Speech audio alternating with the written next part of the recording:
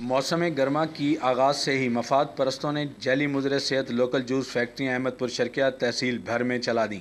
محکمہ صحت کے حکام اور مقامی انتظامیہ کی غفلت اور لاپرواہی سے معصوم بچے زہر آلود جوس کا شکار ہونا شروع ہو گئے۔ گلی گلی دکانوں میں موت بکنے لگی۔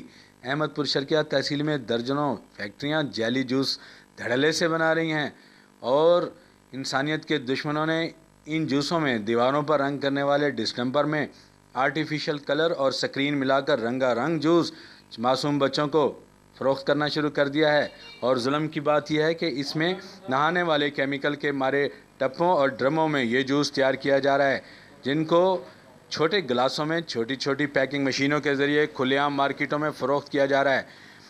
ان موت کے سوداگروں خلاف ایکشن لیا جائے گا یا انتظامیہ اس وقت کا انتظار کرے گی جب ان جعلی جوسز سے کوئی بڑا ثانیہ رونما ہوگا؟